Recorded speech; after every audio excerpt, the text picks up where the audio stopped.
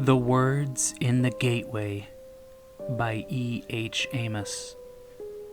Thiago's stomach writhed with unease as he watched the rings of the machine begin to pick up speed in their rotation. He fought off the mental image of a garbage disposal spinning up and tried to shift his weight around, the nervous energy demanding an outlet, no matter how small. But there was almost no room in the multi-million-dollar containment suit. He felt like he had been placed into an Iron Maiden. And now, it was time for them to toss their new toy into the void.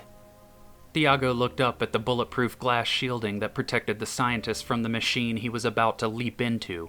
They gave him a thumbs up. Last chance to chicken out, Thiago thought, but he knew that wasn't an option now. And he knew that, if he did, he would regret it for the rest of his life. He swallowed the lump of terror in his throat, took a deep breath, and made a single step forward. His world melted into light and colors. As if the reactor around him were a fresh painting left in the rain, everything he could see dripped and drooped.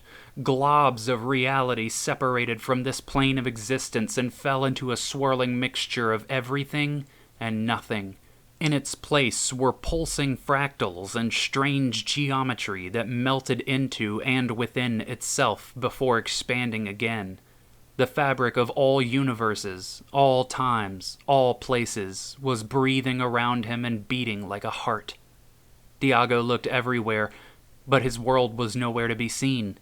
He was gone now, floating in the null-gravity void of curved, warped, and broken angles of space-time that shimmered with wavelengths of light never before seen by humankind.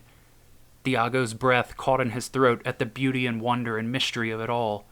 He was here, experiencing things no other human had ever experienced, while he spun in a lazy somersault. He looked down at his left wrist. The band wrapped around it had a light, still blinking green, that let him know he was within range of his reality to attempt his return. There were 2 buttons on his wrist, a yellow one and a red one. Yellow was for going home, an emergency return. Red was if going home became a bad idea.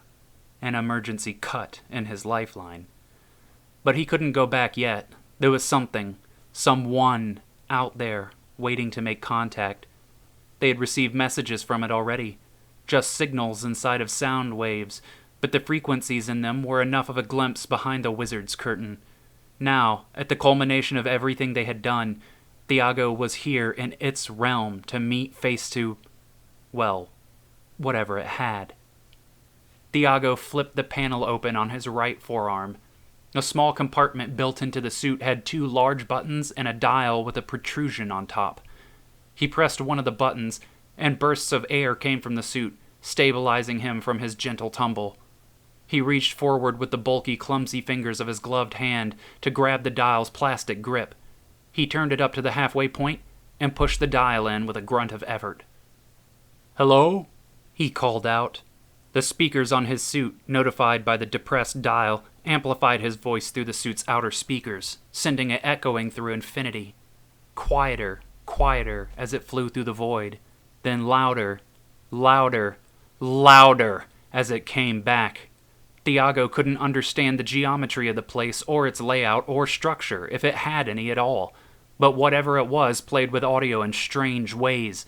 The speakers in his helmet squealed in electric agony, and Thiago grimaced as he fumbled with his wrists to depress the dial once again. He pressed it, then there was blessed silence once more. Thiago saw a flash of silent lightning. But no, it didn't disappear. Not lightning, then. Its pattern was similar, branching stems of bright light spreading like a spiderweb or cracks in glass, like mycelium growing through rot.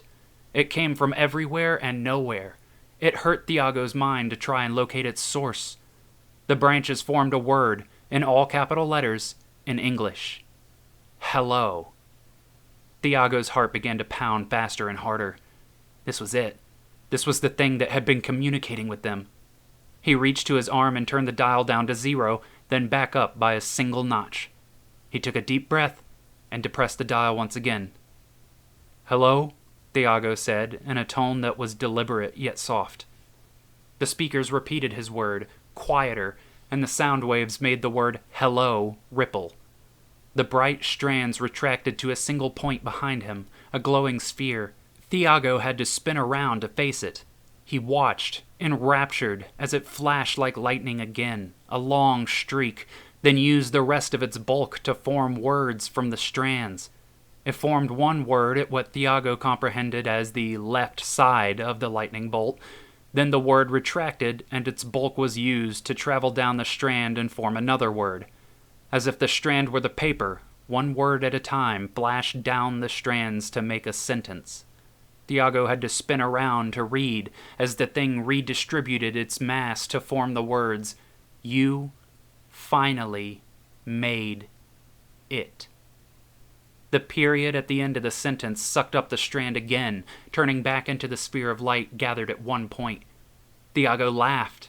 He laughed and threw his hands in the air. His laugh echoed off the surface of the sphere, and it pulsed yellow in response. "Can you make yourself smaller?" Thiago asked. "To do more than one word at a time?"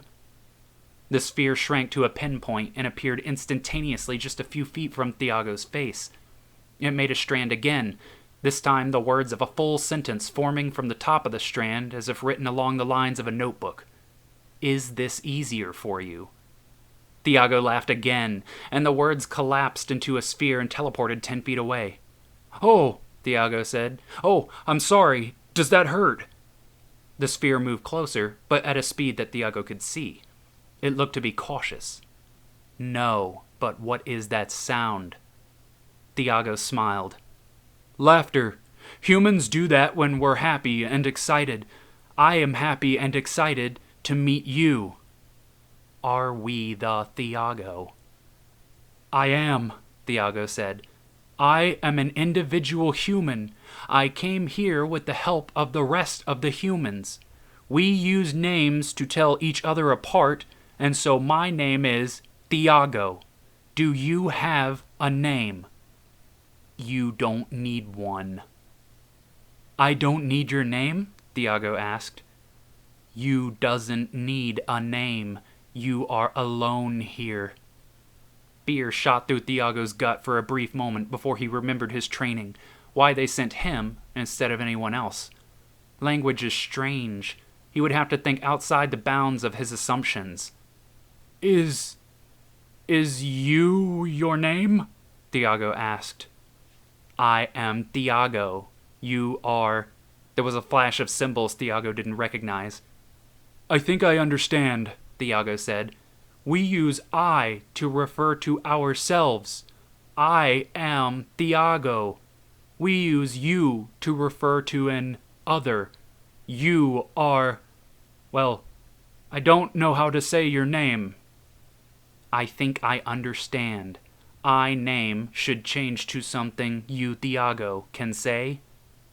"Yes," Thiago said. "Pick any letters you like to make a word and I will call you that word." "Sizgixtasuvk." Thiago chuckled and the light flinched away. "Oh, dear, I'm so sorry," he said. "I can stop laughing if you'd like." "No, Sizgixtasuvk will get used to it in..." There was a short pause, the line shifting as if confused. "Time." Time may have no meaning to this thing, or it could at least be foreign to it. It had used the word finally earlier, so it must have some concept of waiting, of the passage of, well, something. "May I call you Sue?" Thiago asked. "I like the letters you picked, but in my language it is very hard to say them in that order." "Yes, I am Sue. You are you, Thiago." Thiago smiled. Yes. Can you tell me what it's like when you hear my laughter? Does it hurt? Is it uncomfortable?" "It is new." "Is it good or is it bad?" "It is different." "Does it inflict pain? Does it make you uncomfortable in any way?" "May I, Sue, touch you, Thiago?" Thiago thought for a moment. Was that safe? They were communicating now. There was no reason to be risky, right? As if in response to thinking that, his left wristband vibrated. Thiago looked down at the once green light. It was yellow now. Time was a thing here, and it could run out. And what if, after he returned, he could never come back? What if they could send someone in again and chose to send someone else? What if he was soaking in lethal radiation unknown to humans and would die shortly after he returned home? What if he went back home and nothing happened at all? That last thought was the most terrifying, that he would go home having risked nothing. "You may," Thiago said, "though I don't know if it will hurt you or me." "Not hurt. Laughter." A branch shot out from Sue and touched the chest piece of Thiago's suit. A jolt of electricity blitzed through the circuitry, and Thiago could feel raw energy rattle his ribcage and blast up and down his spinal cord. His brainstem pulsed, and waves of pain rolled through his body. Thiago yelled. Sue shaped into a perfect facsimile of Thiago and mimicked his agonized movements before it shrank back to a sphere and flinched away like when Thiago laughed. The sound of his agony made the little ball of light flash red this time. "Not laughter, pain. I understand now. But why?" Thiago gasped and said through wheezes, "It's all right. You, Sue, didn't do it on purpose." "I am Sue. You are Thiago. Touch is understanding. I am understanding now. But why?" Thiago took a few more shaking breaths. "Why what?" "Why are we captive there?" Thiago tilted his head, confused. "Your English is getting better. Did you read my thoughts? Did you enter my brain?" "Yes, and we are captive there." "Who is captive there? Did part of you get stuck in my brain?" "I thought I was alone, but there are many of me. They are captive in your mind." "How?" Thiago asked. "What do you mean? What part?" "Your cerebral cortex, you think. You don't even know." "Thought?" Thiago asked. "Our brains utilize neurotransmitters to—" "Yes, and the electricity in your brain is made of many of me. You call us consciousness." "But they are not independent thoughts, like you are," Thiago said. He began to feel a little nervous. The last thing he wanted was for Sue to think they had found their people and humanity was enslaving them. "Humans are made of many thoughts. Our biology is just different from yours. Foreign, perhaps. Maybe even frightening." "Like this?" There was screaming, wailing. Thiago flinched and spun around, looking for the source. It was the shifting, twisting, fractal geometry of the space he was in. All the glistening colors he had never seen before had taken on finite shapes, and colors normally visible to human sight. The walls, the infinite expanse of angles, the pulsing and breathing and beating flesh of this not space was made of people, screaming and wailing human beings, naked and malnourished. Thiago recognized them as copies of himself. It was endless copies of himself fused together in agony and screaming in pain. They were trapped for eternity in this realm. This must have been exactly what Sue had seen and experienced, and it was horrific and repulsive. I understand now," Thiago said, trying to keep his voice calm. Fear was swelling in his chest. He could feel the symptoms of a panic attack coming on. He tried to remind himself to breathe steadily, that it was all just a vision. "Please, Sue, make it go away. This is frightening." "Make my memory go away first." I don't know how, I don't think, I can't," Thiago finally yelled. "There isn't a way. Please, I don't know how to help you, but you know how to help me." "Set them free first." "I can't," Thiago repeated. I don't even know what that would mean. When a mind no longer has consciousness, it becomes lifeless. We call it death, and it's the worst thing a human can experience." "No, it isn't." A chill shot through Thiago. His wrist vibrated again. He looked down. The light was red. He had to stay just a little longer.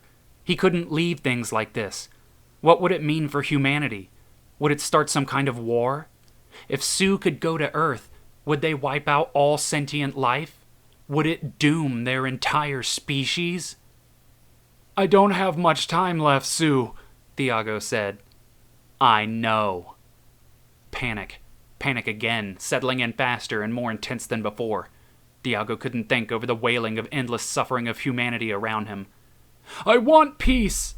No, humanity wants peace. How can we have it?" "Can there be peace here?" "I don't understand!" Thiago shouted, knowing that if he didn't hit the button on his left wrist soon to initiate a return home, he may never make it back. But would that be a bad thing? If he could stay and explain himself to Sue, could he stop a miscommunication from destroying their relationship with humanity? "You cannot erase memories on purpose. We don't know how to do that yet." "Are memories real?" "No, it's just recalling what was real, what used to be real." "Why do you cling to your memories so, if they are not real? What will you do if I take them?" Thiago's stomach dropped. "They are real. I understand now. They are important to me and I cannot lose them." "Yet you plan to leave and leave them all here." "I will take my memories back with me. These around us, these are just copies." "Then I will have a copy of my people, too." The ball pulsed, stabbing Thiago in the chest. He cried in pain and tumbled in the void. His left wrist buzzed again. As the world spun around him, he looked. Blinking red light. Final warning. Thiago reached for the panel on his right forearm. He pressed one of the buttons and a short jet of air burst from the suit. A few more targeted presses of the button and he had stabilized himself once again, though with much more effort than his gentle tumble when he first arrived. He looked up. There was Sue. And Thiago. It was a perfect copy, just as in pain and terrified and confused as Thiago was. "It doesn't matter," Thiago thought. "I have to go, now. Time's up. I hope that Thiago thing isn't self-aware, whatever it is." He looked up at his double. The other Thiago was fumbling with the control pad on his right forearm. "Wait!" the doppelganger shouted. It was at maximum volume. The entire void, the universes and the fabric between them and of them shuddered and rippled. Thiago's suit squealed again and hissed static louder than anything he could remember hearing into the confines of his suit. Thiago reflexively grabbed the sides of his helmet, trying to put his hands over his ears. He felt warm liquid running down his jawline. By the time he realized his mistake and fumbled with the dial to mute his suit, it was too late. The distraction was all that was needed, and it had worked like a charm. His double was there, flying at him with the propulsion system of the suit. They collided and began tumbling through the void again. Thiago looked up at his double. The man had a feral look on his face and blood streaming from his ears in a steady flow. His face and cheeks rippled with the sound waves and droplets of blood floated around inside the helmet. He hadn't even taken the time to turn off the sound on his suit. He was singularly minded on one task, making sure he was the Thiago who got home. The double grabbed Thiago by the left wrist and reached for the red button. Thiago grabbed his double's hand and they fought for control. Thiago shouted, tears in his eyes, fear and panic causing him to yell curses and desperate pleas to a copy that couldn't hear him. The copy pressed the red button on Thiago's wrist. The wristband with the blinking red light clicked and released itself from the suit to float away. "What did you?" Thiago said, but his audio was still off. He looked up just in time to see his double press the yellow button on his own wrist and vanish. He was tugged, like a fish on a hook, into nothingness. The copy disappeared, gone home to live Thiago's life among his family and friends, and left the real Thiago here, completely alone. There was a flash of light in front of his eyes, a sphere stretching into a line, pulsing and branching to form words as it stretched a tendril out toward Thiago's helmet. The tendril snaked around Thiago's suit, and he felt the emergency seal on his helmet pop free. There was a hiss, and the tendril slithered inside the helmet and toward his eyes, mouth, ears, and nostrils. No. Not alone. Not anymore.